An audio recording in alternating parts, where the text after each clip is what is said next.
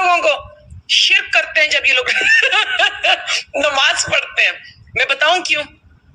اچھا، یہ جا کے آپ لوگ بے شک ڈکشنری کھولیں اور آپ کو اس میں نظر آئے گا، عربی کی ڈکشنری میں اجداد کا آپ لوگ ڈھونڈو کہ اس کا مطلب کیا ہے. اینسسٹرز مطلب ہے آپ کے اباؤں اور اجداد جو ہوتے ہیں نا، بڑے بڑے آپ کے جو اینسسٹرز ہوتے ہیں، یہ وہ ہیں. نماز میں ہے الفاظ میں پورا سا پڑھتی ہوں آپ لوگوں کے لیے، آپ غور سے سننا.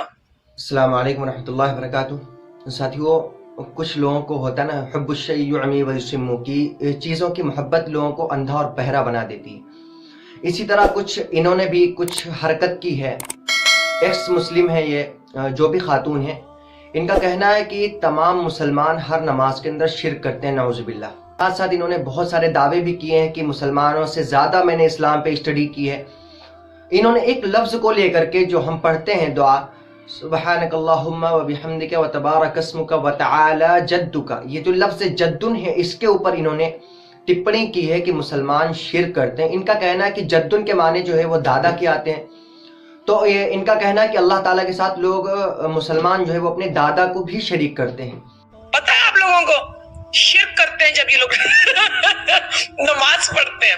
میں بتاؤں کیوں؟ اچھا، یہ جا کے آپ لوگ بے شک ڈکشنری کھولیں اور آپ کو اس میں نظر آئے گا، عربی کی ڈکشنری میں اجداد کا آپ لوگ ڈھونڈو کہ اس کا مطلب کیا ہے. اینسسٹرز مطلب ہے آپ کے اباؤں اور اجداد جو ہوتے ہیں نا، بڑے بڑے آپ کے جو اینسسٹرز ہوتے ہیں، یہ وہ ہیں.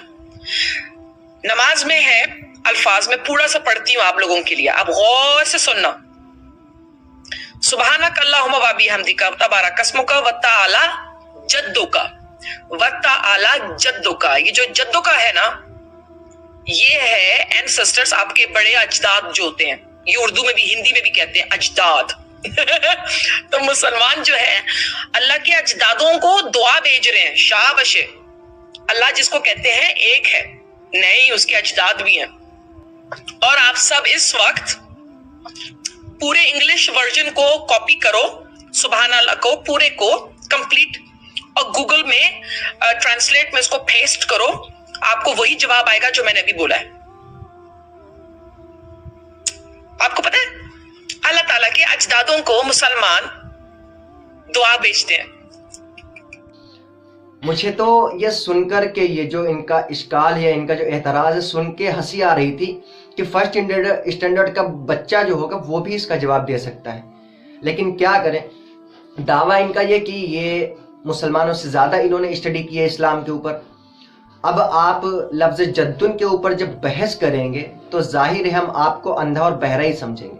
شاید ان کو فنڈنگ بھی ہو رہی ہوگی کہیں نہ کہیں سے کہ یہ بول کر کے لوگوں کو ورغلایا جائے، یا ہو سکتا ہے کہ اسلام کے خلاف ان کو فنڈنگ کی گئی ہے اس لیے انہوں نے اسلام کو چھوڑا. اس کے بعد اسلام کے خلاف زہر بھی اگل لی ہوں، مسلمانوں کے خلاف زہر اگل لی ہیں. تو بڑے ہی ادباً میں سمجھانا چاہوں گا محترمہ کو کہ شاید آپ نے اسلام کا جو حمزہ الف جو ہے شروع میں، اس کا بھی آپ نے ابھی صحیح سے مطالعہ نہیں کیا. بولے تو آپ نے بھی اس کی بھی اسٹڈی نہیں کی ابھی تک. جو آپ اتنا وسیع دائرہ ہے اسلام کا، آپ کے جیسے نہ جانے کتنوں نے خاک چھان چھان کے اپنی زندگیاں برباد کر لی.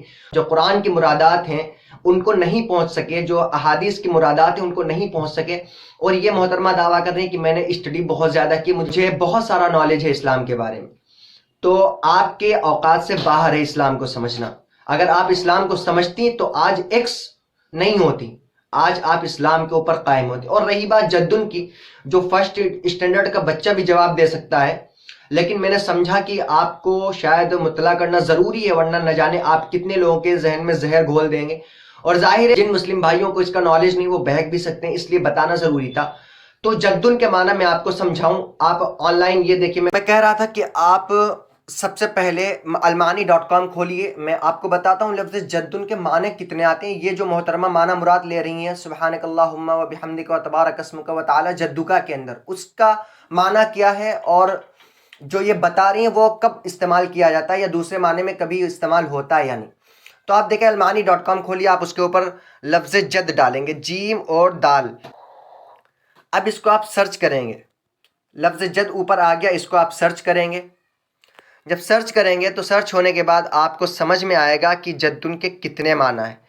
جو عربی میں بحث کی جاتی ہے، فعل وغیرہ جو ہوتے ہیں جس کو آپ ورب بولتے ہیں انگلش میں، اس کو چھوڑ دیجئے. جو آپ جدن کا جو لفظ ہے جو اسم کے معنی میں استعمال ہوتا ہے، جس کو آپ انگلش کے اندر آئی تھنک ناؤن کہتے ہیں، جس کو آپ جو کسی چیز کا نام وغیرہ ہوتا ہے اس کو اس معنی میں جب جدن استعمال کیا جاتا ہے اسم کے معنی میں، تو اس کے معنی کیا ہوتے ہیں.